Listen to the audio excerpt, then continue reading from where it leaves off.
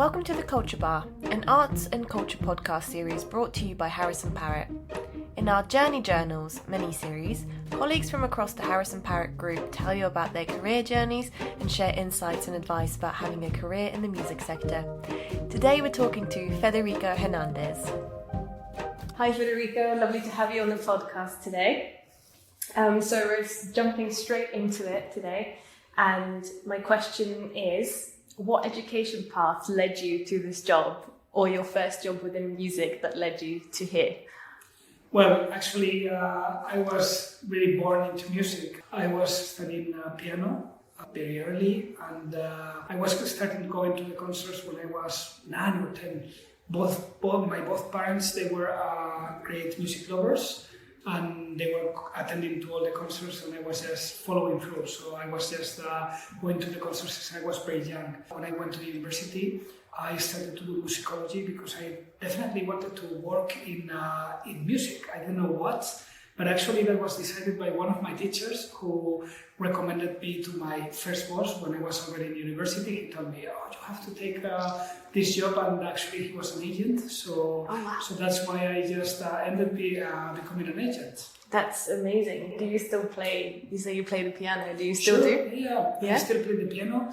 And I think it's very important that all the people that we are working in music, we are still connected with music, because in the end, this is our language. You know, we should never forget that no matter, even if we are just in the office, we need to keep always music in our hearts and music in the way we do things. No, I completely agree. I think it's so important. It's the bread and butter of what we do, and I think it's fantastic that we get to experience all these amazing artists, and being able to speak their language to them as well, I think is incredibly important. What are kind of the challenges that you faced when you first started working in music? Were there any? And are you faced with any now? Well, I think life is all about challenges. Actually, I think the more you thrive, the more you develop in your work, you are facing more important challenges. But actually, I think the most important thing from my perspective when you are starting is to have very clear the basics. From my perspective, the basics of this job, they are knowledge. You need to have a knowledge of music in this case. You need to have passion, because in the end I think motivation is mostly everything to thrive in everything. If your work is not your hobby, I think definitely there will be a limitation into what you will achieve. But if it's your hobby, it's endless, because you are having fun doing your job. And I think motivation is key in this sense. I think it's also very important, perseverance and hard work. And of course, I think it's very important, a kind of mind to accept very well mistakes and learn from them. Because from my perspective, I think we learn and we develop ourselves more from our mistakes rather than from our successes. I think the successes in the end, they are the reaction of our reaction about the previous mistakes. So actually, I think that's really very important. Definitely. So you say that work is your hobby. What do you do? Do you ever think you should separate your work in home? Do you have a balance that you feel like you try to maintain as well? I personally do. Actually, I'm very lucky because I'm married. My wife is a teacher, and she doesn't do anything with music. And my children, actually, they love music. They attend to concerts and they play music. But at home, we have a quite, let's say, music safe environment. I must say that when I'm not at home, let's say that my everything is about music. Actually, one of the things that I still do, and I think it's very healthy, is to go every week to 2 or 3 concerts, because in the end, a concert is like the board of the game that we are playing. So, and if you need to know that board very well, you need to understand very well the pieces. So, attending to concerts, from my perspective, is something which is it's very important. Not only for the concerts of your artist, but for all the artists, because sometimes, you are missing things. If you are only attending to the concerts of your artist, you are missing a lot of very interesting things that they are happening. No, I completely agree. Do you ever take your kids with you to concerts? Do they like it? Yeah. They come from time to time. We just try to make it simple and to make it easy for them, because they're still quite young. So, and of course, it's always optional. And only if they are happy. But so far, they're keen to go, and that makes me very happy. We always want the youngins to be involved in classical music, because I feel like it's viewed upon these days as your grandma that goes to the classical music concerts. So I think it's really nice to see younger children and also teenagers coming to the same concerts that we do, and seeing people that are like similar to my age, or like to my nephew who is a little child. So that's really nice. And you mentioned like that you work is like your hobby, so it keeps you motivated. But during hard times, when you're having really busy periods, what is it that keeps you motivated in general? What techniques do you have? I love hard times. Because I think that the best things happen on hard times. When in a war, when everything is at peace, a soldier, it cannot prove anything, it cannot be of any use. But actually, I think when we are useful is when there are hard times, when there are problems, when things are happening. One thing that it makes me quite relax, something that I remember Lydia told me once, that it's to, in the end, we are not doing surgery. We are not putting lives at risk, so that puts you a little bit of perspective. At times, whenever there are people involved, there are always problems, there are miscommunications, there are misunderstanding, and there are always issues that we just need to resolve. And I always think that there is always a solution for everything. So actually, I feel I'm at my best when things are turning a little bit awry, and then I think I can focus and I can just find So from my perspective, it's really the key. It's to be very relaxed, to understand that you are only going to do your best, and that in the end there is always a solution for everything. I've always been a little bit scared, that because of me there will be, like one concert cancelled, or that something will happen. And it's now been more than 22, 23 years working in this, and I think never, a concert was cancelled for anything I could do. So that makes me feel relaxed. That doesn't mean that we need to be, too much relaxed. I think we need to always to be focused, and we need to be always doing our job properly. But it's important to be prepared that problems they will come, and just when they come, just be prepared, to have your best smile and do as best as you can. Exactly, and I think that outlook is so important in this industry, because so many logistics go into planning a concert, a festival, whatever it is that we do day to day, that I think if you were to, knock yourself down every time something small happened, you would be run out of motivation really quickly. So I think that's an amazing outlook to have. What would you say your core 3 values that you put into your work are? I think definitely the first one, it will be reliability. I think this job is based on trust. And I think that's really one of the core values, and I think that's really something very important. Sometimes we need to understand the big picture, to get, the short-term victory and just lose the long-term victory. And I think that's definitely a mistake. I think that we need to think always in the long term, and the most important thing is reliability. That means that sometimes we need to be in the spot and just to say, look, this is the problem, let's go for it, let's look for a solution. There are going to be hard times, but we need to be always in front. And I think that leads probably for the second value for me, which is responsibility, very much connected with reliability. Because I think that if we are reliable, we are responsible. I mean, we need to be always, and I think in a sense we are representing the artist. So, the artist is putting all of his trust. We need to be responsible in the end. We cannot, do the easy path and blame everyone else or blame something, I think in a sense, we need to be in front and we need to deal. And actually that in the end, in the long term, it just gives us a lot of wisdom, because if you are looking the problems in front, I think that you learn much more than if you try to sneak whenever they are. And I will say that the third one is pretty difficult because there are many different core values. But definitely, I will say that patience is one of the most important ones. We are working on careers. We are working in long term. We are working in development, and these things, it doesn't happen in one day. And sometimes, we need to be very patient, and we need to work very hard for very small advances. Yeah. But if you just look back, it reminds me always like when I go hiking. When you see the mountain up there, it seems nearly impossible that you can reach it because it's very far away.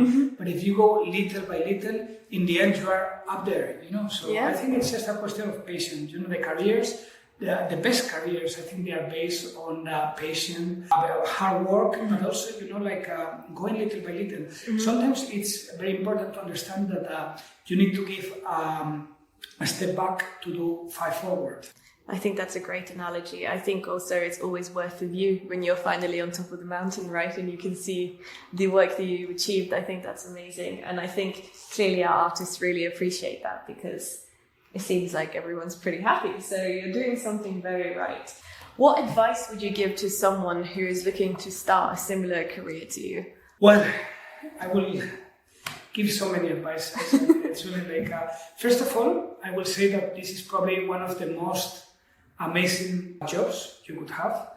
It's really working with people that you admire, working surrounded by music, which is very fantastic. So that's definitely something I will really advise, first of all, to take this path. I think it's very important. Yeah. I will try, to develop some of the basic skills.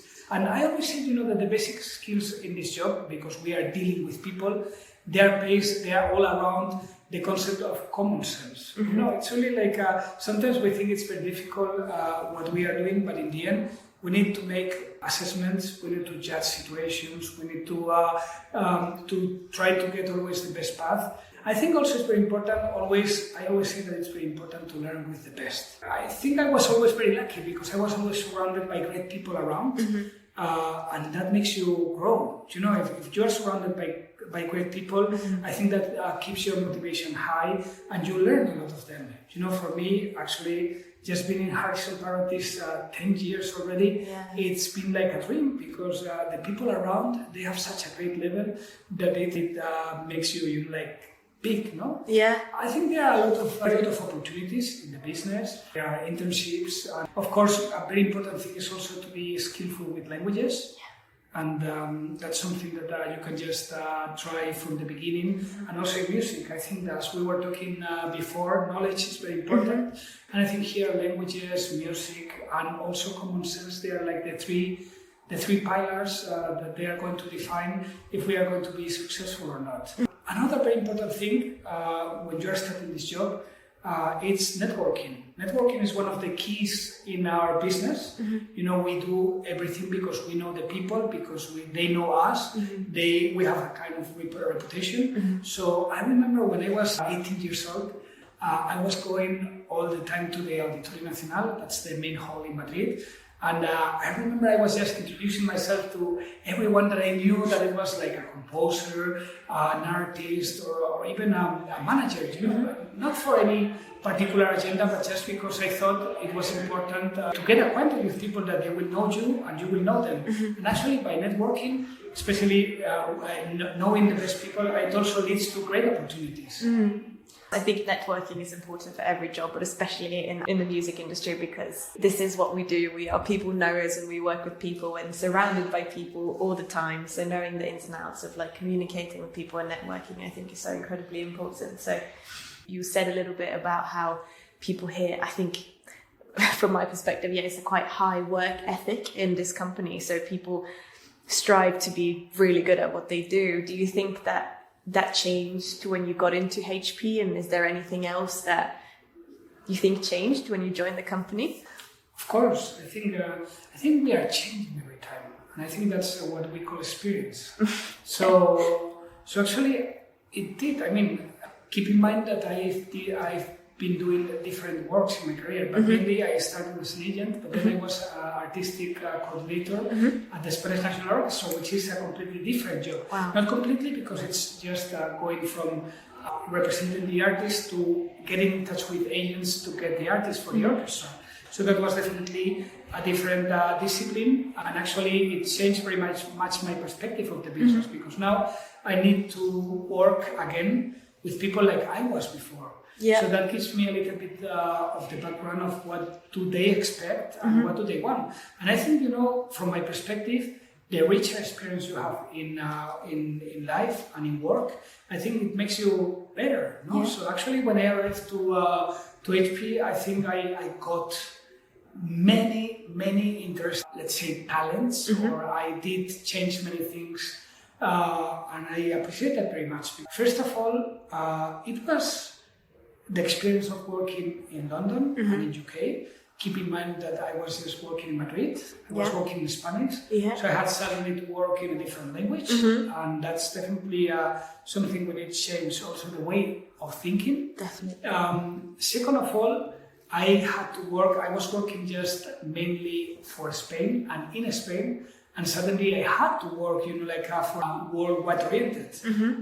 Then third, HarrisonParrott is a company that has many different activities. So actually, I was involved in touring. I was doing also crossover projects with PolyArts. I was advising in a consultancy that we were having with London Chamber Orchestra. I was giving advice to the orchestra. So actually, it was really like a very rich experience of doing many different things with many important people. Also, I think every artist that I have worked with these years, it has changed my mind, and it has to be like that, because I think in the end, every artist, it has a very different perspective of music, and also your way of doing management, it changed with every artist. So everyone I had, I'm very thankful to them, because that makes me what I am today. You mentioned that you worked with orchestras, with the Spanish National Orchestra previously. Which one do you prefer? Do you prefer working with like one artist, or is doing orchestral work more? Well, you probably do a bit of both now, but...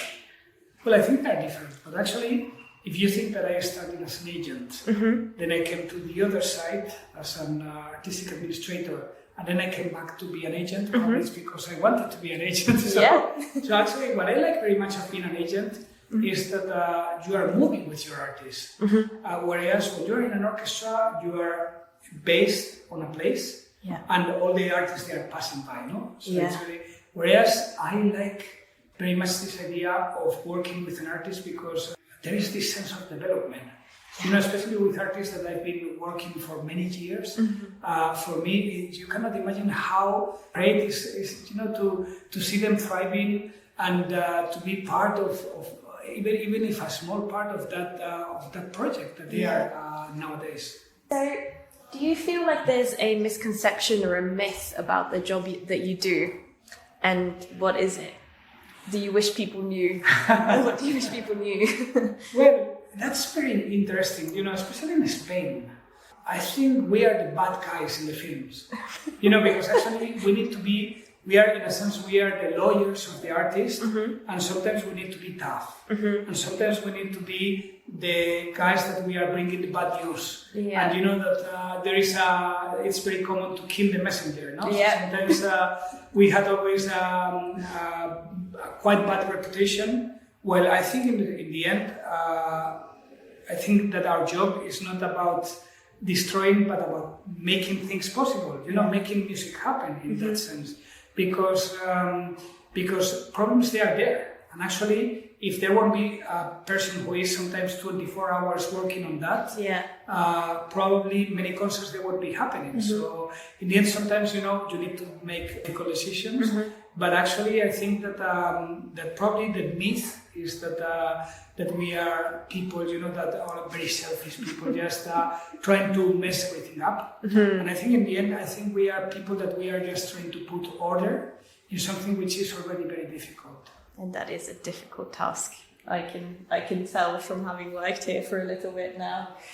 Do you think there's a cultural difference between how you work in Spain and how you work in different places? Have you felt that when you started working for a worldwide based company? I do feel them, but I think that's wonderful. I think diversity, it's one of the great things, and I think it's what it makes you grow. Because sometimes, if you are not working with different cultural environments, your vision of the world is quite limited. So, and I think that's one of the things that I really like of being able to travel and being able to be in touch with other different cultures. it's not only about Spain, UK, that they have definitely a very different perspectives of life, but it's even if you think it's also about what about Japan or China or even Russia, you know, just to have the chance to deal with people and to try to understand their cultural keys.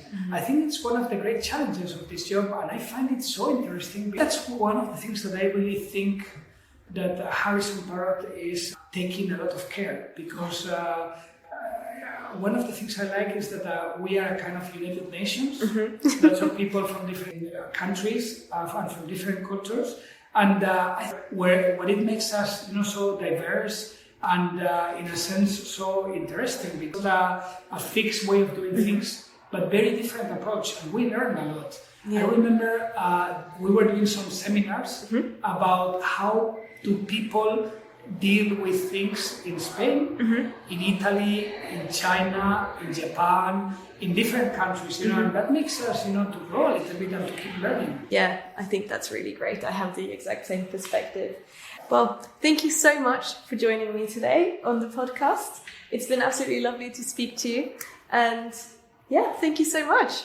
Thanks to you, Amy. It was great to talk to you. Thank you for listening to Journey Journals mini-series brought to you by HarrisonParrott. If you enjoyed this episode, please follow us or rate the show.